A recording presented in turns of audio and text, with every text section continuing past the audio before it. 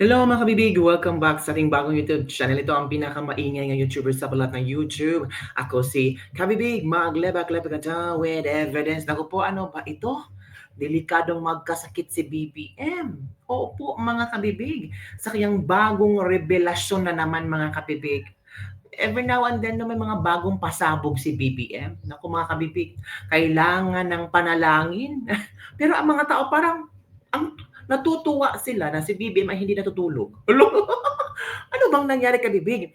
Hindi na daw natutulog si Pangulong Bongbong Marcos sa kakaisip kung ano ang pwedeng gawin, solusyon sa problema ng bansa natin. Pero yung iba ang interpretasyon kung bakit hindi nakakatulog o hindi natutulog. Sabi ng iba, ganun daw.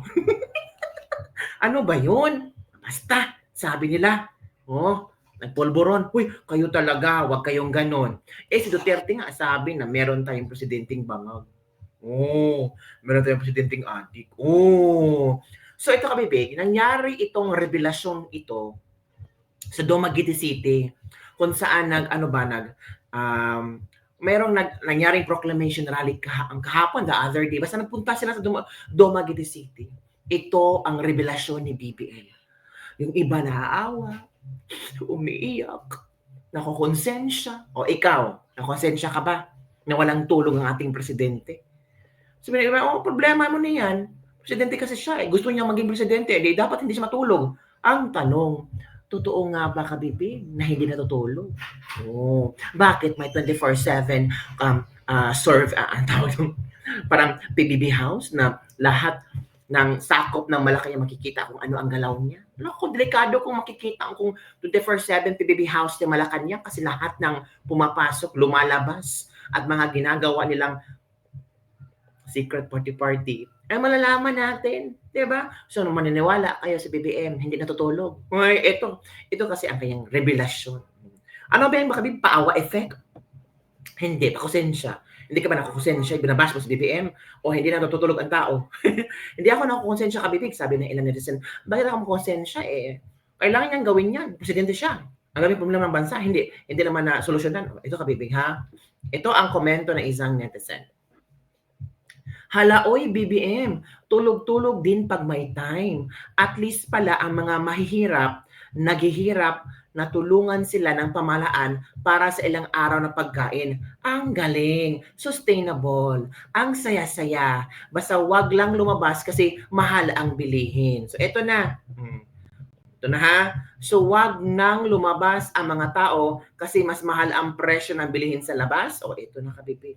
At ako, sabi ni BBM, mura na ang bigas, 29 pesos per kilo. Wow, ito na. Meron po tayong kadiwa sa labas kung saan nakakapagbigay po tayo ng mga iba't ibang produkto. Meron Tingnan nyo, naubo na si BBM kasi walang tulog-tulog yan. Di ba? Sana si Liza Marcos mag-advise sa kanyang asawa, tulog-tulog pag may time. Naku, baka kung magkasakit ka, naku. Si BP Sara is ready to replace you. Pagkain, meron diyang yung ibang produkto galing po sa pamahalaan.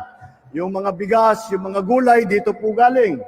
Kaya po, nagagawa po namin na mapagbili ng 29 pesos lang po ang bigas na binibigay nga sa kadiwa ngayon. Diba, sabi ni BBM, 29 pesos per kilo na ang bigas sa kadiwa. May kadiwa ba sa lugar niyo? Yung kadiwa ba, sinong programa yung kadiwa? Kay BBM kabibig. So ano ba, nationwide na yung bang kadiwa? Lahat ng probinsya may kadiwa store? Madami bang stock ng bigas ang kadiwa store? Anong klaseng bigas yan? NFA? 29 pesos per kilo. So, mga ilang kilo ba ang pwedeng bilhin? Kasi nalaman natin noon, hanggang 5 kilo lang ang pwedeng ibigay ng kadiwa store. Yung 5 kilo, kasya ba yan sa isang buwan ng isang pamilya? My goodness. At lahat ng mga bilihin ay makikita po ninyo ay mas mura kaysa sa presyuhan pagka tayo'y lumabas dito. Kaya isa pang bagay yun upang... So, hindi lang, ang mga taong nandyan, hindi na lang lalabas. One day lang yung event na ito. So, kailangan talaga puspusang mamili lahat ng tao for a 1 year supply. Kasi that day lang, mababa ang presyo ng lahat. Ng bigas, ng mga fruits and vegetables, lahat. Name it. Mababa talaga ang presyo. So, kung ako yung taong pumunta, nag-attend sa proclamation rally nila, ay mangungumpra talaga ako ng 1 year supply. Di ba? Kasi sabi niya, mas mura itong mga paninda sa loob kaysa labas. So, bawal lumabas. Yung mga ibang naghihirap para buuhin ang ipapakain nila para sa kanilang mga pamilya, Oo nga. ay kailangan ay mabigyan ng tulong, ay hindi na sila masyadong mahirapan dahil nakapagbili na po ng mga iba't ibang produkto na nakamura sila at kahit Sabi ko nga sa inyo one day, buy all for a year. Alerky, naguluhan ako. Kung gusto mo talaga, BBM, na magbigay ka ng solusyon, hindi lang sa araw na yon bababa ang presyo ng pamilihin sa Dumaguete City. Dapat araw-araw, hindi yung wag kayong lumabas. Kasi sa labas, mahal. Sa loob, mura. So ano ba yung one day lang yan? So dapat talaga, yun na sana nakikita mo, BBM, ang problema ng tao. Hindi every day na may proclamation rally, hindi every pumunta ka sa Dumaguete City para ipagmayabang mo na mura lahat ng mga produkto na sa loob ng venue niyan. Kasi ang mga tao, ang guguluhan ako kay BBM, paano nabigyan natin ng tulong ng pamahalaan. Hindi na po ang ating mga kalihim ay hindi na po natutulog itong mga ito. Alam ko po yan dahil ako rin di na po ako natutulog pag tingnan yung sinabi ko siya. Hindi na natutulog si BBM. Pero in fairness grabe yung energy ni BBM kahit hindi natutulog. Mga ilang weeks na ba ang kanilang mga rally-rally pero yan hindi natutulog si BBM.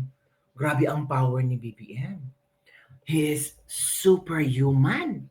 Oo. Hindi na yan natutulog Pero grabe yung function ng utak Kaya huwag kayong lumabas dyan kasi paglabas nyo, mahal ang bilihin. Dapat nasa loob lang kayo. Di ba? Walang high ang energy. Di ba? Grabe. Tawagan ako ng alas 10 ng umaga, sumasagot. Kaya mabuti na lang yan. Kaya saka na tayo matutulog at marami pa tayong gagawin. Meron po tayong kadiwa. So hindi pa sila matutulog hanggang hindi matapos ang eleksyon.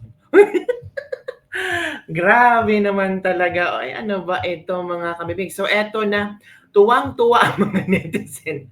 Natatawa ang mga netizen kay VVM. Ito ang aminado naman pala na hindi siya natutulog. Kaya pala sabi ng PNP, ginagamit ang droga para sa trabaho. Huy, wag kayong ganyan. Bakit dati parang ang talino niya bago mag-eleksyon? Huy, wag kayong ganyan You're so bad. Wag kayong ganyan kay Pangulong Bongbong Marcos. Kasi inaamin naman niyang hindi siya natutulog, di ba? Mag-speech therapy dapat to Di na nga tugma ang sinasabi, utal-utal pang magsalita. Napansin nyo? Na medyo utal-utal si BBM magsalita obserbasyon natin yan, hindi gawa-gawa yan. Baka sobrang dami niyang mga opinion ba at ideas na halo-halo na sa utak at mahirapan na siyang magsalita because gusto niya lahat talaga ma-deliver niya. Sometimes mangyayari natin sa kanya, Sir, slow down. Then, i-replay mo mga sinasabi mo. Now, may naintindihan ka ba? Kasi ako, wala. Ay, tama. Ako din. Hindi ko naintindihan. Di ba? Let's put it simply. Ang mga Duterte ay bumuhay ng 2022 kampanya. It reveals how bad he is in talking to the people. Tingnan niyo ulit 2022 speeches niya at kung gaano tayo nabudol kasi noon pa utal-utal na yan at walang karisma sa mga tao. Bot-boton ang iyong presidente. Sana natulog na lang siya. Lang kwenta ang sinasabi niya. Holy, grabe naman. Sumasaya talaga ako pag nag-speech na si Pangulong BBM. Ilang beses kong inuulit laging pakinggan para lang maunawaan ko ang ibig niyang iparating sa ating lahat. Ngunit hindi ko talaga mawari or maintindihan ang nais niyang ipabatid. Ang gulo kasi. Grabe ang mga tao mga judgmental, 'di ba? Kaya talaga wag kayong ganyan ha. Kasi ano naman, gano'n talaga siya masada. Hindi natutulog, gumagamit kayo siguro ng pampadagdag ng oras. Tapos tingnan niyo, "Oh, nabubudol ako 'no, nabubulol." Gano'n din si BBM, nabubulol din siya kasi gusto niya mabilisang speaking, wow. Pero naman ang yabang mo do'n sa hindi na natutulog para sa trabaho. Tapos iyan lang ang alam mo, kadiwa na kung saan lang ang meron, hindi iyan kailangan dahil limited lang ang nakikinabang. It cannot sustain the whole population. Tapos pupunta ka ng kadiwa, mamamasahig ka pa, yung time and effort pa, tapos may nakaambap pa namang fare hike. Pakigalingan naman. Oy. Ano ang kadiwang sinasabi mo? Wala namang kadiwa sa Dumaguete. Kadiwa nyo, hindi nationwide. Pataka ka lang, BBM. Wala kaming pake kung hindi kayo natutulog. Grabe.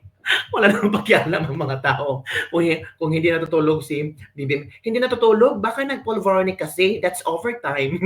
Uy, grabe ang mga komento ng mga tao, mga kabibig. Diba? Sana BBM natulog ka din para ma-fresh yung mind mo. Kaya pala kakatanim lang, inaani na agad kasi walang tulugan pala. Uy, grabe sila mga-comment kay BBM. Huwag naman po kayong ganyan. 'Di ba? At least pala ang mga hirap, naghihirap, natulungan sila ng pamahalaan para sa ilang araw ng pagkain. Ang galing, sustainable. 'Di ba? So, yun mga kabibig, nakita nyo naman ang speech ni BBM. Well, baka resulta ito sa walang tulog ni BBM. Kaya medyo hindi natin mag-grasp ang punto ni BBM. In fairness naman ha, BBM is offering us kadiwa at talagang he's very proud sa 29 pesos na per kilo na bigas sa kadiwa. Ang sabi ng iba, nationwide ba yan? Kasi nahanap yan ng maraming tao. Sana ma-offer ito nationwide, hindi lang sa isang lugar na kung saan ang layo. For example, taga Cebu ka, taga Cebu, may kadiwa. Tapos, ang kadiwa ay nasa north part ng Cebu. Maghihirap ka, doon din pupunta ka ba sa northern part ng Cebu para doon ka bumili sa kadiwa store. Diba? Mas mataas pa ang pamasahe kumpara sa bibilihin mong bigas na 29 pesos. At yung iba nga, hanggang 5 kilo lang. Di ba, kabibig? So, yun lang po, mga bibig, yung ating latest lebak-lebak for the day. Again, naintindihan nyo ba ang speech ni BBM? Comment down below. Kasi ako, panonoorin ko ulit ito, at basta ang naintindihan ko lang, hindi siya natutulog, tapos yung presyo ng bigas sa kadiwa, 29 pesos. Bumili na kayo ngayon sa loob, kasi sa labas, mahal na. Yun ang naintindihan ko. Yun lang din ba ang naintindihan nyo? Yun lang po mga kabibig. Don't forget to like, subscribe, and share this video. Bye everyone! See you next time.